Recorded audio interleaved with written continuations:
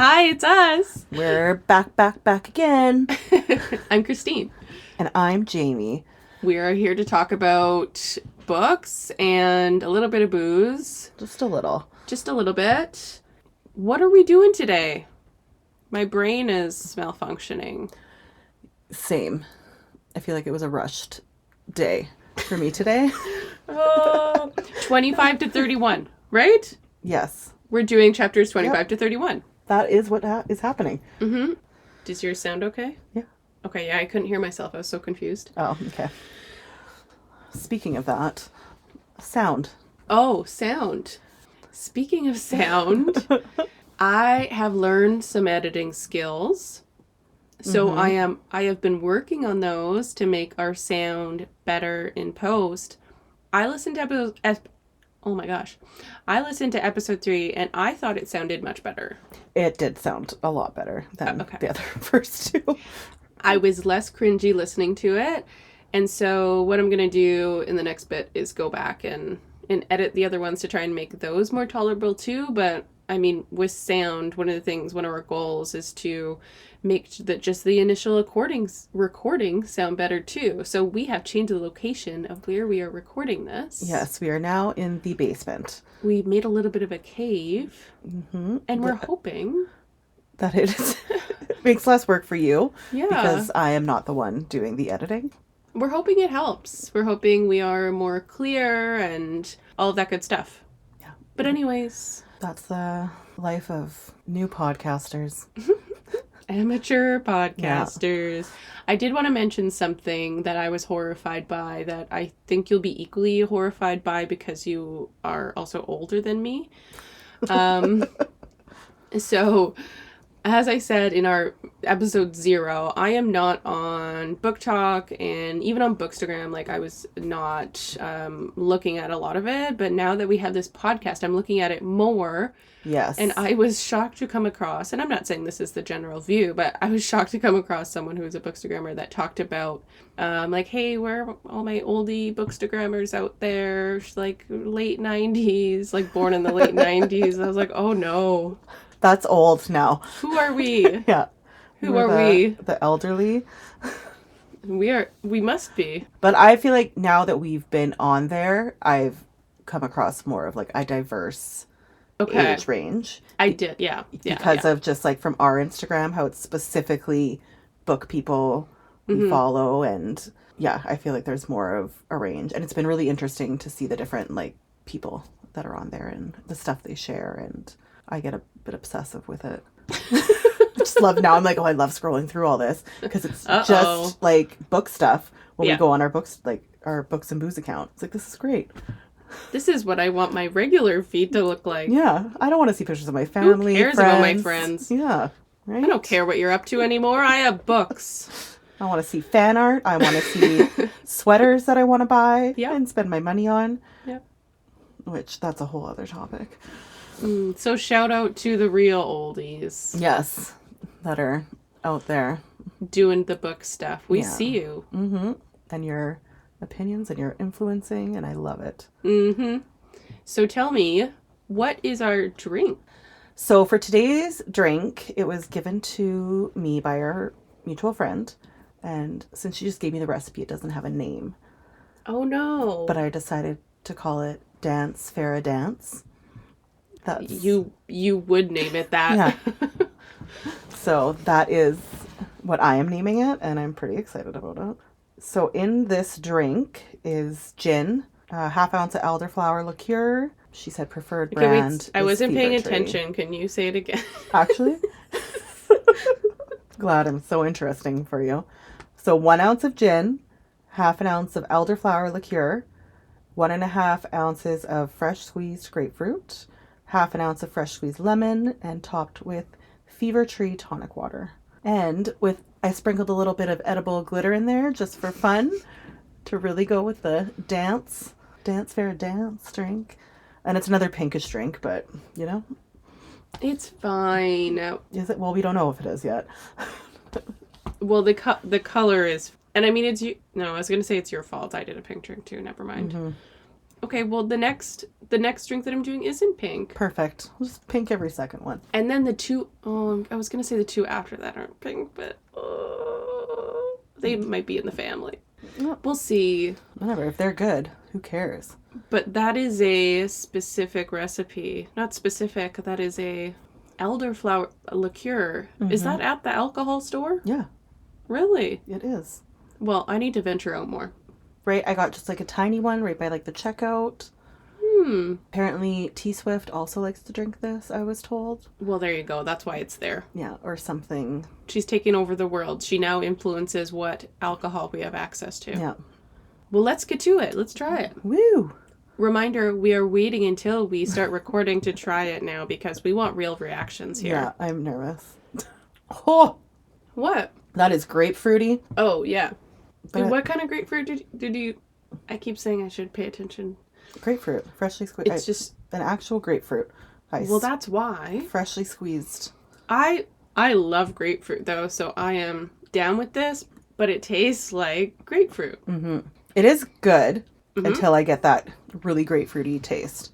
So if you're not a huge grapefruit person, do the juice, not the freshly squeezed, maybe. Maybe that's why you really liked my Paloma, is because I went with grapefruit cocktail. That's probably why. Which is more palatable for people who aren't super into grapefruit and citrusy drinks. Yeah, but I like this at the same time, but... I feel like we've been on a failure streak with our drinks where they have been duds. And I was really hoping that we're going to get better at it. But you know what?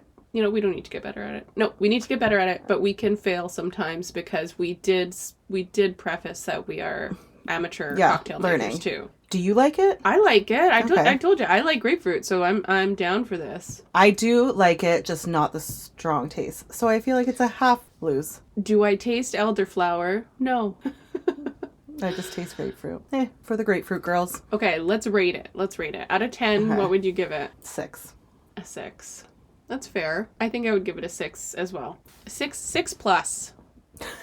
Okay, there you go. Is it better than my apple pie on the rocks, though? It is for me. It definitely is. I'm not going to disagree with that. Now I'm going to get into competition mode, and I'm just going to want to beat you, and I'm going to want to make a better cocktail. Well, we'll see what your next one is. I'm really hopeful for it. I'll show you, Jamie. I'm going to get a 6.5 out of 10 from you. One of these days. Get into it? Let's get into it.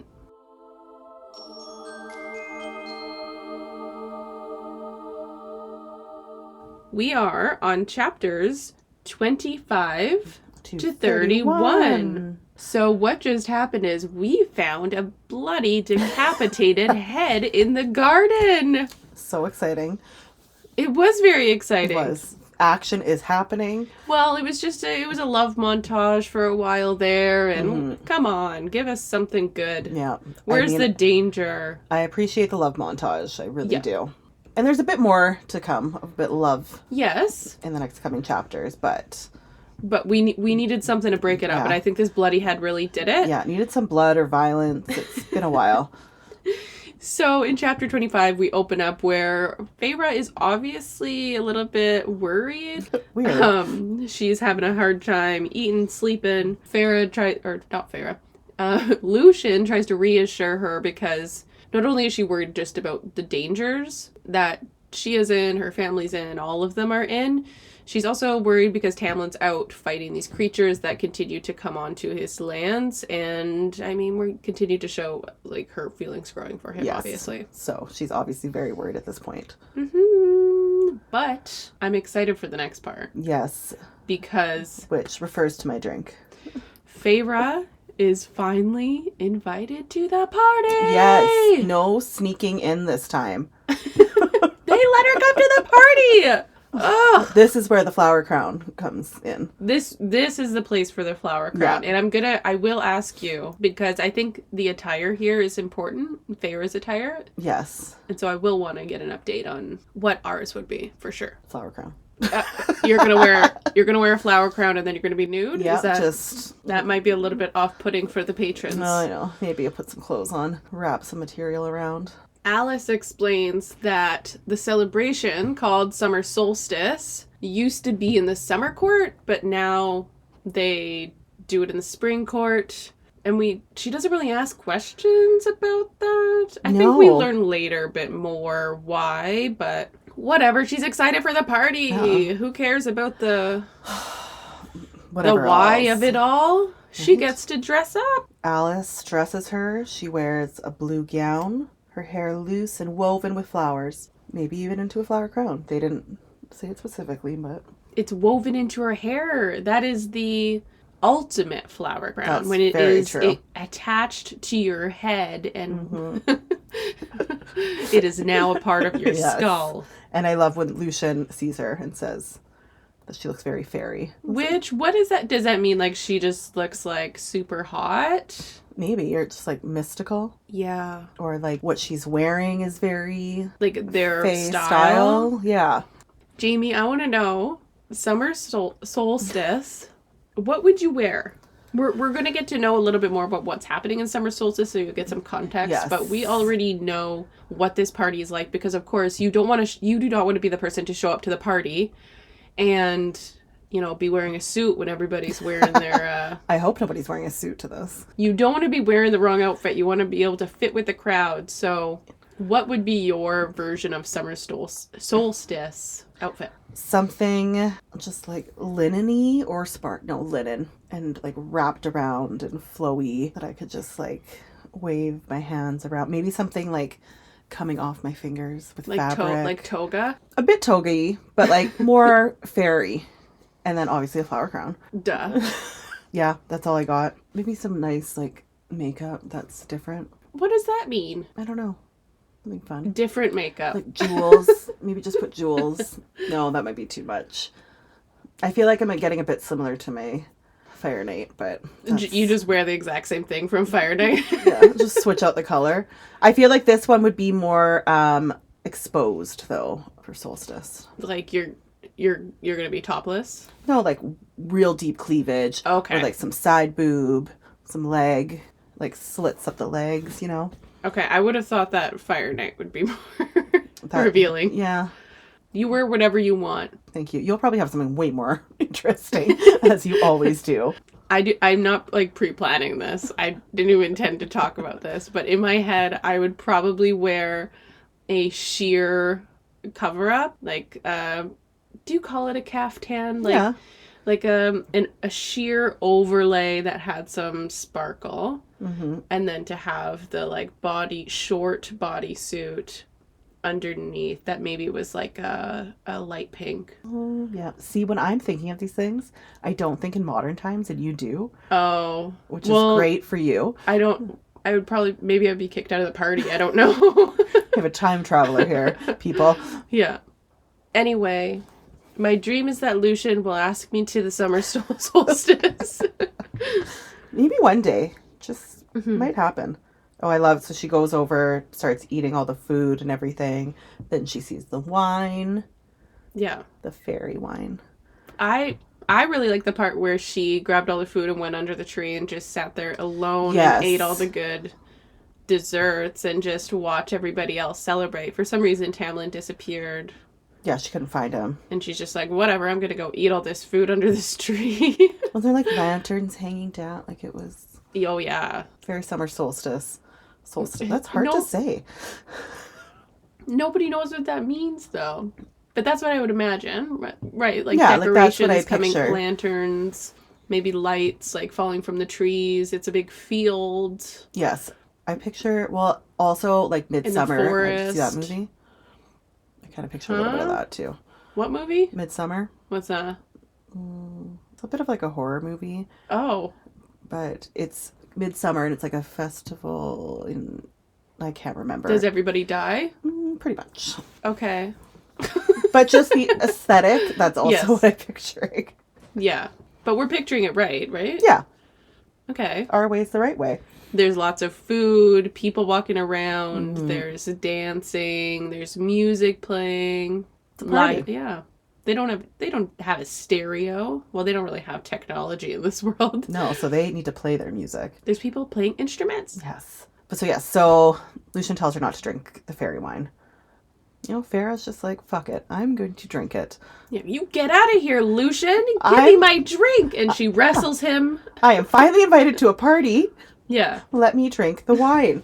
He's like, you're not going to like what happens here. And she's like, whatever. Yeah, good for you. Let's see what happens. So she gets drunk. That's what happens. Instantly. Yes. Would love to try some of that wine. So he kind of keeps like following her around. Well, because he thinks she needs a babysitter. Yeah. She does not need a babysitter. I'm so sorry, but we had to take a pause because Jamie needs to get her highlighter. Yes. She needs to highlight something as we're recording this podcast. I'm just going to highlight a few things if you don't mind. Okay, so I'm done highlighting. Jesus. There was a few parts I really enjoyed and like gave me warm thoughts. Not warm thoughts, like little butterflies. The tingles, as I call them, which is a cool term. Mm-hmm. If you want to use it. So Lucian's following her around. Finally, she's dancing, and then she sees Tamlin playing an instrument. Not just an instrument, the fiddle. That's right. And you know how I love a man that plays a fiddle. Not a fiddle, just an instrument. Well, our grandfather played the fiddle, so maybe that's why, Jamie. Not... You like a fiddle man. Mm-hmm. I just like a man that plays Do an you instrument. know any other man that plays a fiddle other than our grandfather? I actually forgot he played it. But I just always like, you know, it's a man always gets a little bit hotter if he can play an instrument. It's a skill. Mm-hmm. And skills are attractive. Yeah. So drunk Farrah is probably just... Ooh, she likes it. Yes. So Lucian's just like, oh, like, I'm sorry. She found the wine. He said it's fine. Like, I'll look after her. Go enjoy yourself. And Lucian's like, yep. See ya. Farrah goes, I don't need a keeper. She's spinning, and he says, no, you don't. I'm like, that's right.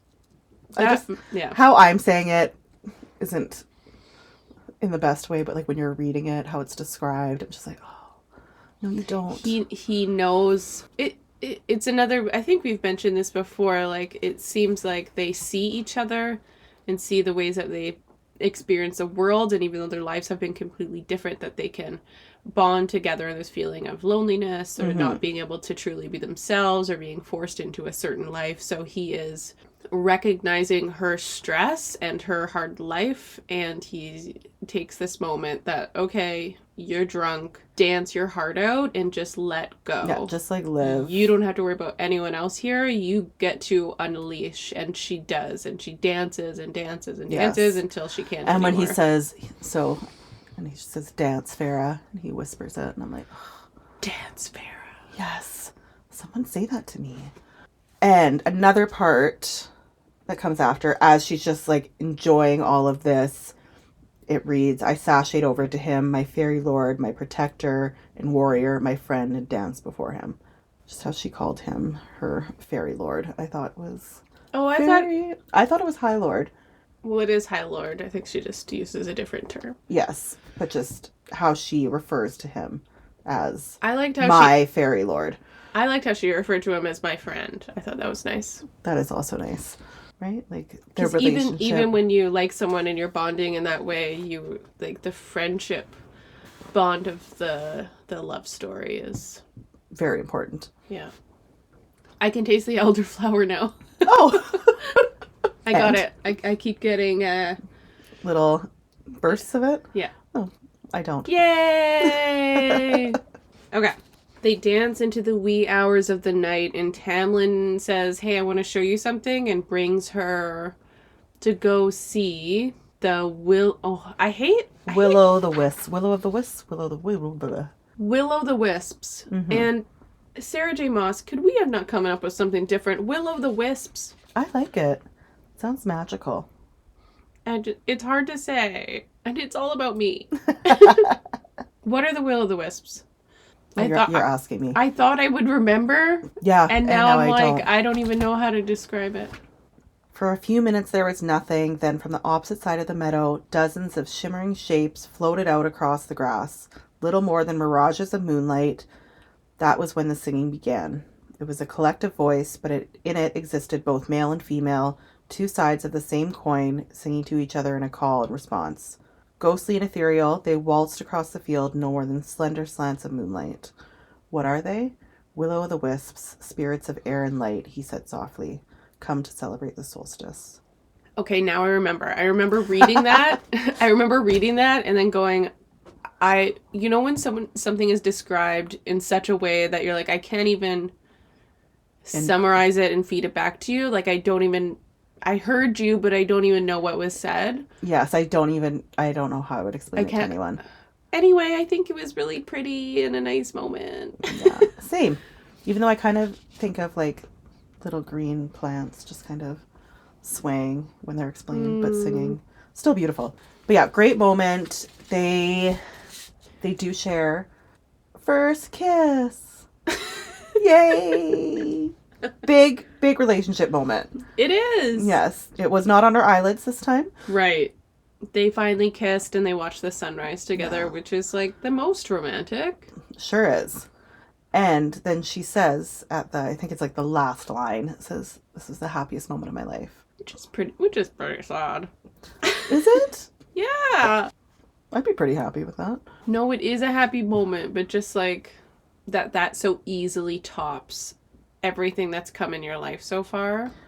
But like she's fallen in love for the first time. She's had this magical night with music and dancing. That's true. Then shares this romantic sunrise with Will-o'-the-wisps. That would be the best day of my life, not gonna lie. And I'm get older. Okay, fine. Fine. It was beautiful. Right. But how that last line came, it's the happiest moment of my life. You're just like, ooh, no. Okay, so you agree with me? No, I'm saying, ooh, no, because that she's so happy in that moment, you know. Oh, that something bad is going to happen? It's not going to just, true. Yeah, it's not going to just keep going up. And that's like in Survivor. If anyone else watches Survivor, usually when you see someone in their, what do you call it? Their interviews. Oh, okay, yes. What do you call that? One-on-ones? I don't know. In their one-to-one interview, when someone goes like, I think things are going pretty well. Yeah. Like, I have this and this. And you're like, oh, okay, they're going home. Yeah. Should not have said that out loud. So, yeah, she says that, and you're just like, oh, happy for you, but... Which brings us to chapter 26. Feyre is having lunch with her boys, Lucien and Tamlin. Lucien shares some really bad news that he got a letter from the Winter Court. Yes, that the Blight took 24 of their younglings and breaking their minds. Other courts have been hit as the Blight makes its way farther south. But right. For their... I think they had explained it earlier how it's harder for fairies to conceive. Yeah, it's harder for them to conceive, and it's like, it's such a...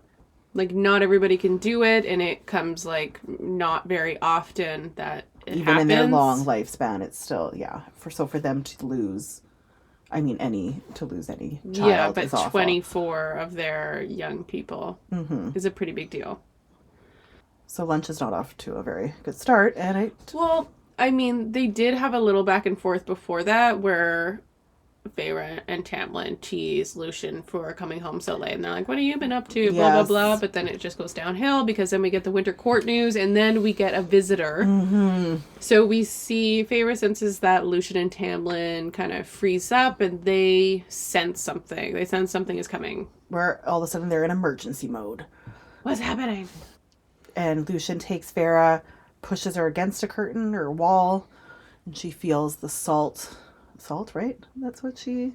Metal. Tamlin's snarling. What does snarling look like for someone in a human form? So he's not in his beast form. What is that? I picture like the one lip kind of going up. Like, which is strange. It is. I feel like what do you call that when you're like turned off all of a sudden? An ick? Yeah, I feel like I would get the ick if I saw the snarl. I'm like, But if I knew they could also transform into like a beast, I'd be like, hey, it's like part of who they are. Fine, he's very animal-like. Mm-hmm. You growl at me. So Lucien is pushing Feyre up against the window. This person appears. Walks in. This person comes and Feyre recognizes him. Oh. It is the beautiful man that she met at Fire Night. He's back. He's back. We learn his name. Rhysand. Okay, let me ask you, did you get his name wrong reading this book? Because lots of people say his name wrong, and I am usually always the person that says the words wrong. And I actually, I think I recall I got this one right. I did get this one right. I remember double checking it, so I was like, is this right? It's kind of a weird name. Yeah. Because it's spelled strange, right? But it's Rhysand. From the Night Court. Yeah, we learned that he's the High Lord of the Night Court. So the one who sent the head. Right. That was so nice of him. It was. Just a little gift there. And he is a bully. He's bullying Tamlin. This is where we get Rhysand saying a lot of things that we don't understand, but we will come to understand. Yeah. Just the little things that throughout have been kind of trying to piece together. It's just adding more pieces. Right. We're getting more pieces here. So he says something about Tamlin not saving himself even after 49 years. Right? So just being a bully. Lucien calls Rhysand. Oh, now I'm going to mess it up. Rhysand. Oh. No. Rhysand. Rhysand, yeah. Well, what's the difference? Rhysand or... Rhysand. I think it's Rhysand. There is a difference. Rhysand. Oh, yeah, not Rhysand. No, Rhysand, okay. Anyways, Lucien calls him Amarantha's whore, which is a big statement. Whore? That is strong language, Lucien. I mean, not surprised from Lucien, but still. But anyway, he just does more bullying, and then when he goes to leave, he notices that the table that they were sitting at was set for 3. So he's like, wait, it's not just Lucien and Tamlin here. Yeah. There's someone else in the room. And he realizes that he's been glamored, so that gets pulled away real quick. Yeah.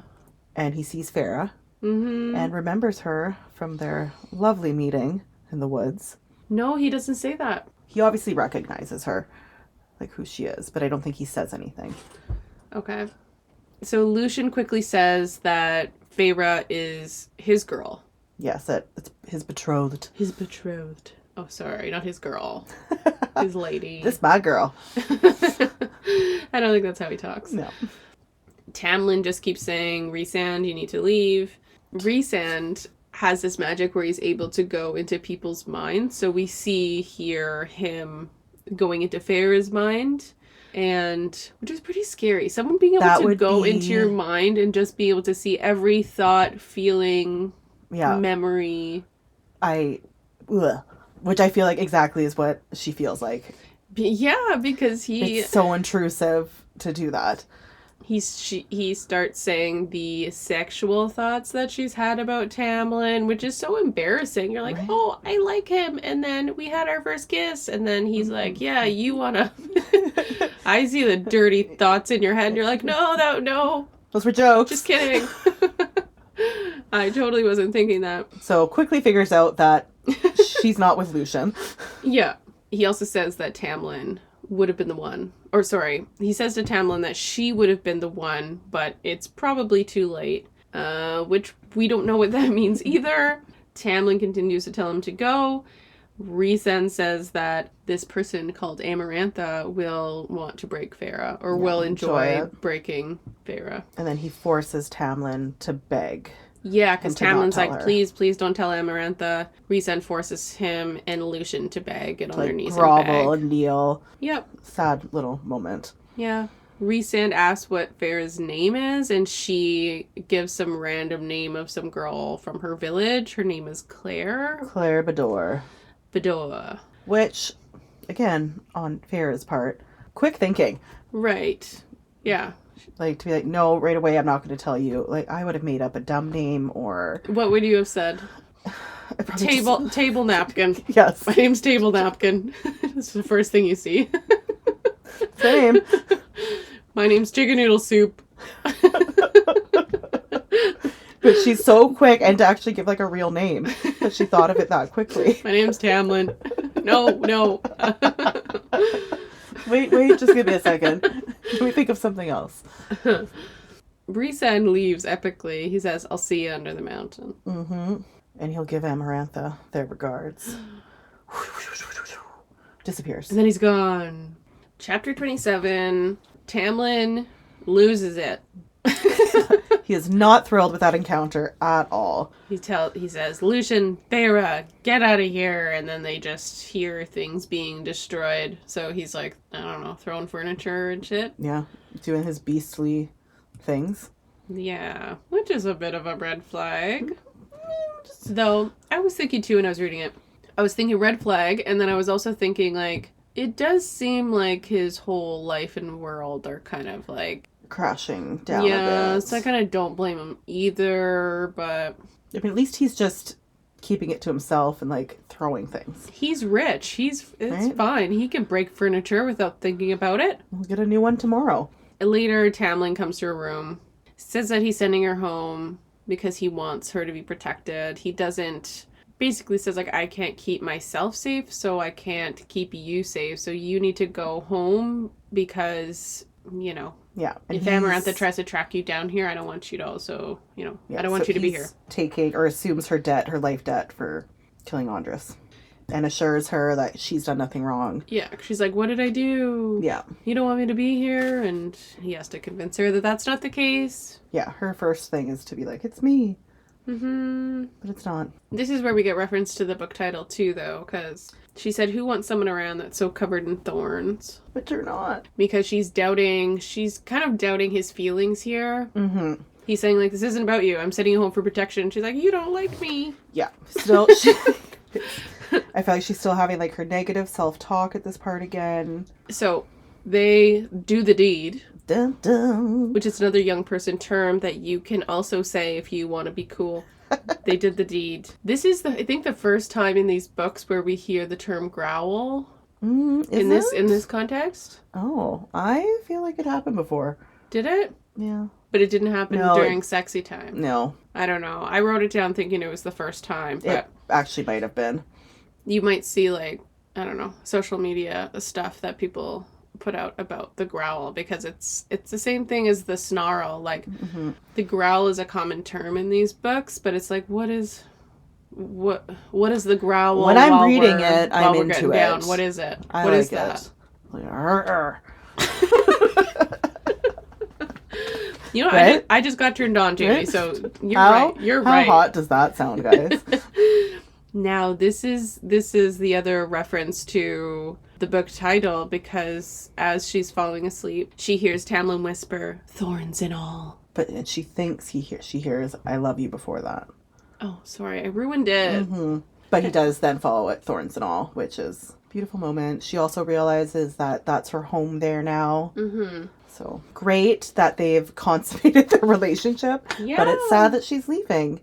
So chapter 28, it's Feyre leaving. Lucian is really mad. He's questioning Tamlin's decision. Like, why are you sending her away? Why don't you, like, let her stay for a few more days? Spits at his feet. Yeah. Lucian's pissed. But I'm confused why he's mad at Feyre, because he's mad at her and said, I thought you're smarter than this. And what does that mean? Like, Tamlin said you need to go. I'm bringing you home. Like, what? You're not safe here. What is, Explain yourself or go away. But yeah, Lucian storms off. He gets Feyre into the carriage and... He says, I love you. Yeah.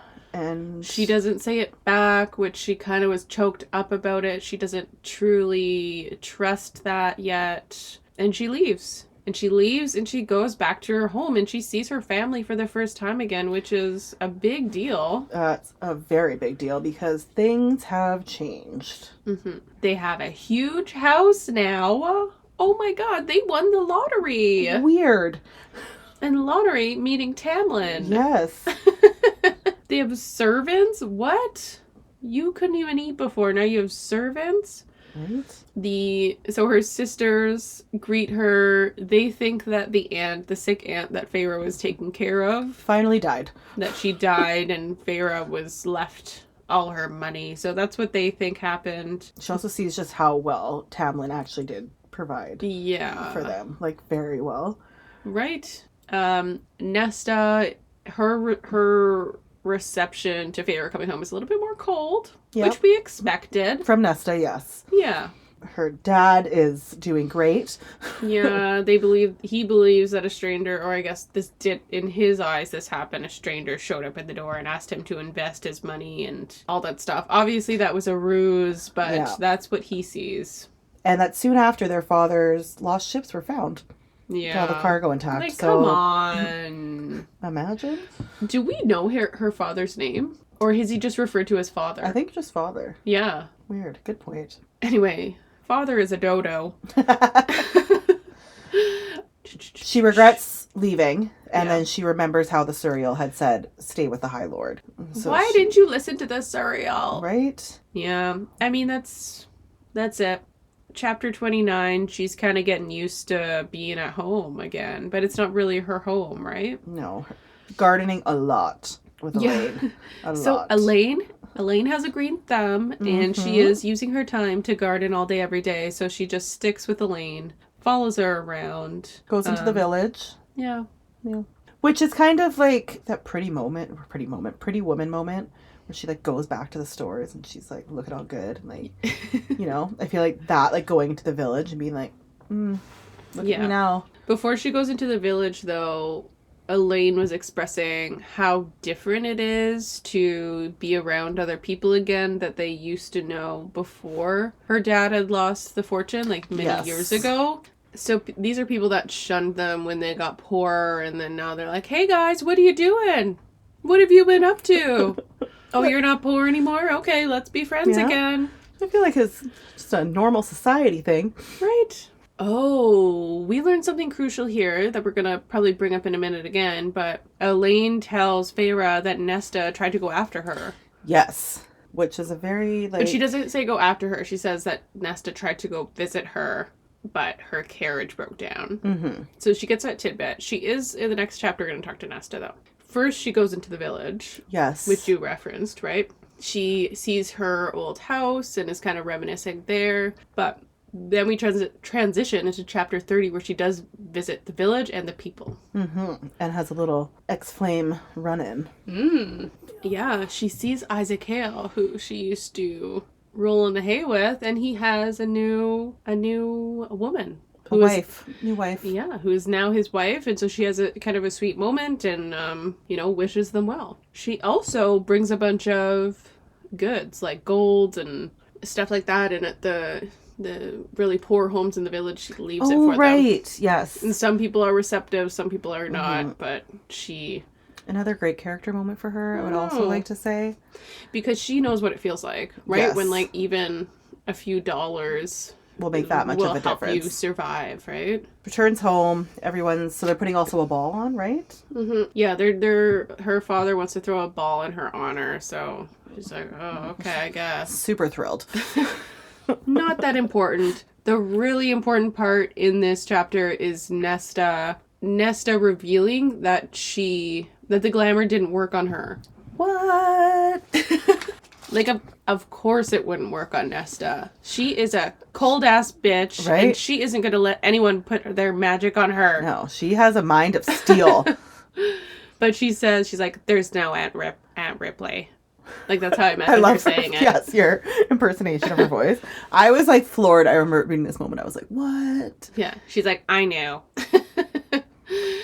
She said that she confirmed she tried to follow Feyre, but it didn't happen how Elaine thinks it happened. That she hired that mercenary. Hey girl, coming back around. The mercenary that Feyre in the early chapters sold the furs to. So Nesta hires her to bring her to the wall to try and get through into Prythian, and it didn't work. Nesta had to end up, turning around. But this is huge. But just imagine being Nesta and you'd be like, am I crazy? Right. And you're Elaine and their father are just like under the glamour, and they're like, have no idea what just happened. Has happened. There was no beast here. Mm-hmm. Now you are the only one with PTSD. Yep. There's a really sad part here too. But it also gives us a lot more insight into Nesta and why she is so bitter. Mm-hmm. She basically says, like, she hates her dad. Yeah.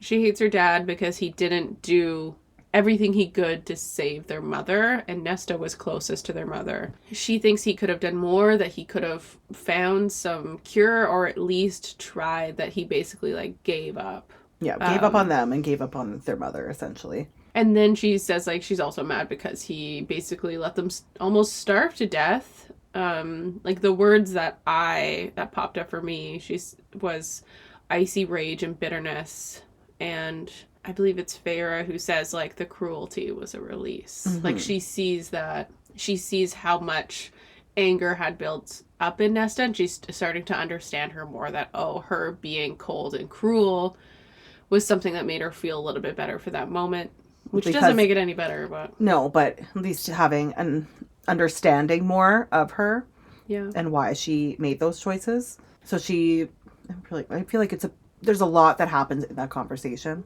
No, we don't need every detail. No. Nesta said, you need to tell me the truth, that everything that has happened since you left, and Feyre does that. Mm-hmm. And then this cute moment too, where Nesta says, you need to teach me to paint.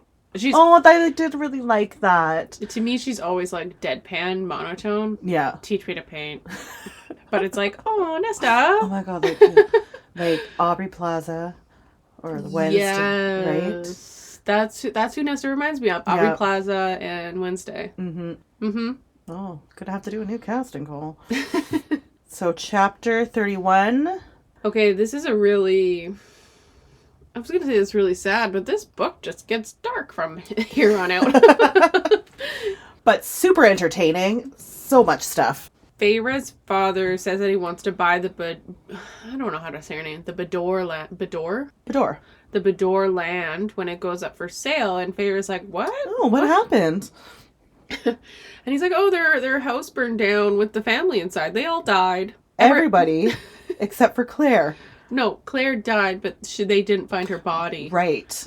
Super weird. And I pictured Feyre's father saying this nonchalantly, which was a bit horrifying. Yeah. Oh, yeah, their house burned down and they all died. Anyway, I think I'm going to buy the land. Yeah, right, what do you think? Yeah. We could use some more space, I'm on top of the world. I'm a good father now. Mm-hmm.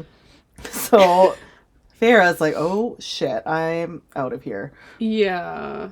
Something is going down, and Nesta is so smart. Okay, Nesta's very intelligent. Nesta's on the up and up because immediately she sees Feyre's face when she hears this news and is like, oh, something happened. Something happened to Claire that you've just realized. I can see you put it together. Yeah, and Feyre puts it together, and Nesta sees her face and puts it together, which is super intuitive and smart. And so Feyre says she has to leave, and I do also love how Nesta tells her not to come back, that the family can take care of themselves. Mm-hmm. Like, Nesta's getting some more points. Yeah, Feyre, even though Nesta is not explicit with her words, she's just getting the feeling like, oh, Nesta gives a shit. Yes, she just has a different way of showing it. Oh, but then, which I actually somehow completely forgot about it. What? Right? Is that right? What? Elaine's glamour breaks? Yeah. Oh, shit. And Elaine's glamour breaks, but she doesn't see her father before she leaves, so we don't know if his break. Right. But yeah, she's like, oh, what? Now she's like, it's all coming back to Elaine, and then I think... Which is probably worse. Yeah. Than what happened with Nesta. Yeah. Imagine all of a sudden your memory comes back. Yeah. And then you're like, what was I doing? What just happened the last few months? Why was I just gardening constantly? Anyway, Feyre's like, give me a horse. I need a horse. I need to go to Tamlin. And she goes back to the spring court. She makes her journey, which I guess the journey doesn't really matter. The point is that she shows up at Tamlin's manor, at his house, and something has gone down. Everything's ripped open, trashed. It looked as if an army marched through. Mm-hmm. Everyone's gone. Yeah. She's like, da da da. Yeah. What happened? Where are they? Are they alive? I hope so, for the book's sake. You'll have to find out in episode 5. Ooh. Or you'll have to read the book. Then you'll find out.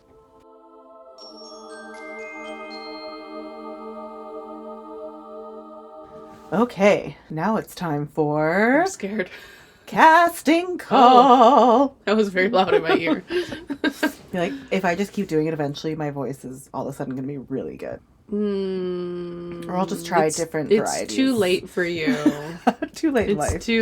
It's too late. Well, it's okay.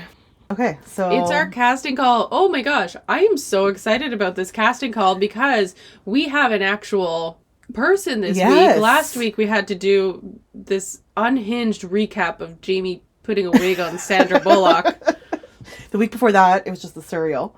Right, so we have an actual good one this week because we do have a character that's going to carry on the rest of the book, which is... Rhysand. The High Lord of the Night Court. Yeah, this is a good one. Yes. And it's also a good one, or a difficult one, because he's supposed to be the most beautiful. Feyre describes him as the most beautiful man she's ever seen. With violet eyes. Well, nobody has violet eyes. He'll have to wear contact lenses when he acts in this movie. But this is such a hard one, because it is. Do you want to go first or second? I think I remember who yours was, and I do really like yours. Yeah, because it's the best. Yeah, I will say mine, but I feel like you should go first. Because I have the real answer. That's why. I have the person. Nobody else should be hired for this job. This is it. I know, now I'm gonna, someone's gonna tell me someone else, I'm gonna be like, I'm gonna fall back. But you know what? In this moment, I believe very strongly that this man needs to be cast for this role. Charles Melton.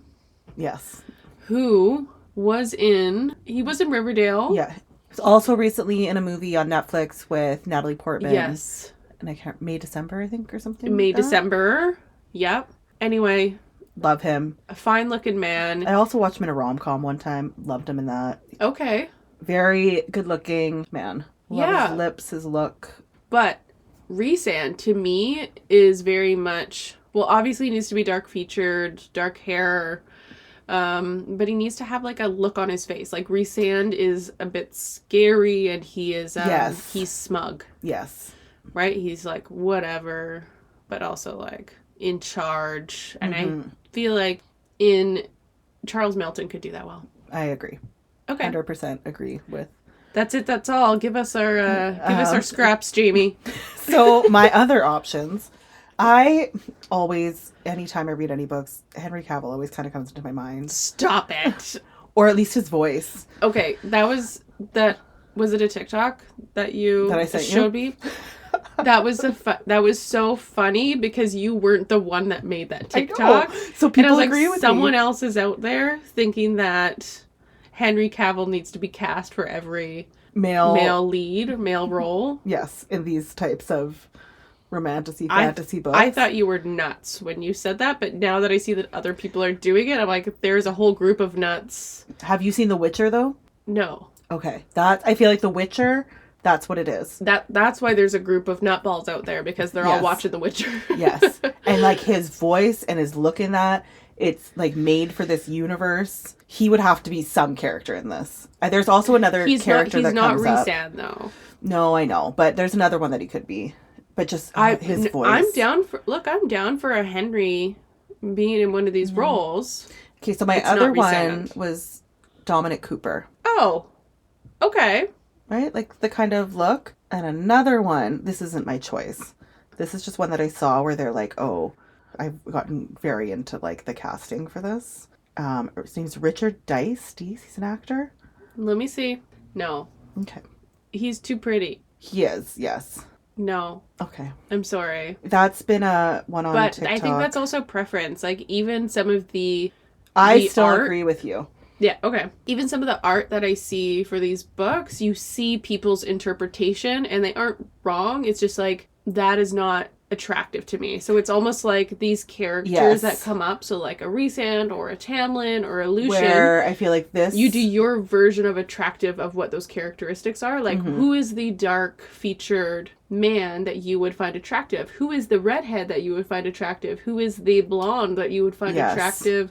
And some people have outrageously muscly men who are probably taking drugs to look that way.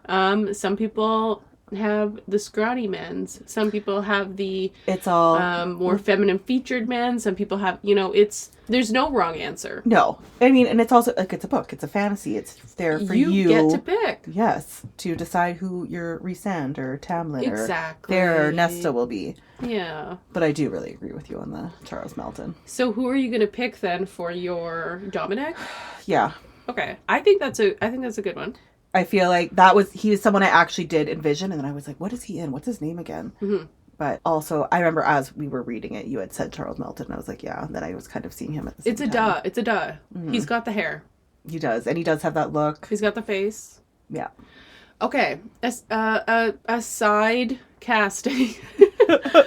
We didn't bring up the mercenary in our casting the first time because we had like 7 people to cast in the initial episode. Yeah. And even though the mercenary, we don't actually see her face. We just see Nesta telling her that she traveled with her.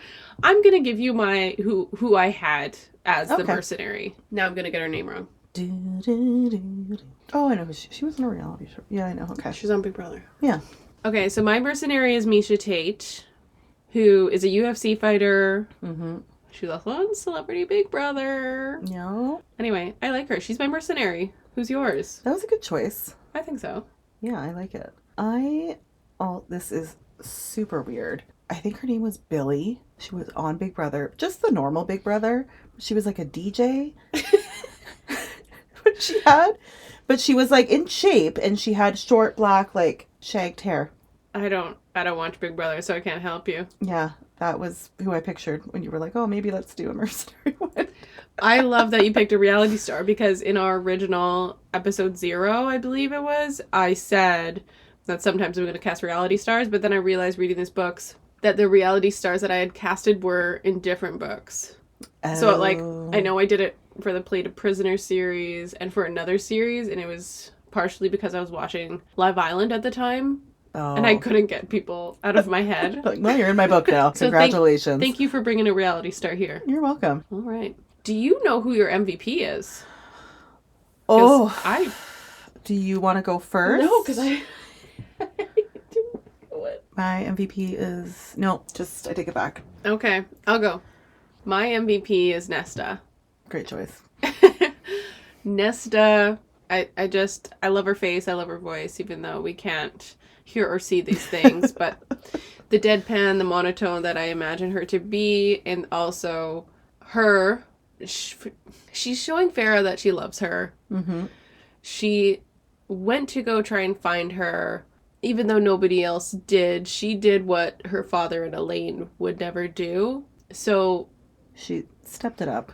She did step it up, and we got to see the layers of Nesta, and I'm glad that we're understanding her character more, because I think she's somewhat a hated character, but...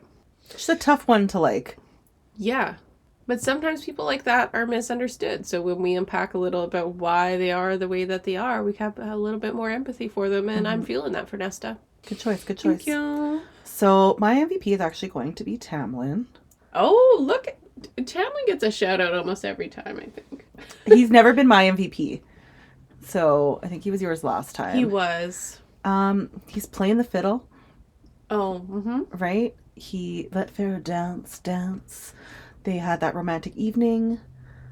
He got some. They consummated that relationship. He expressed his love for her.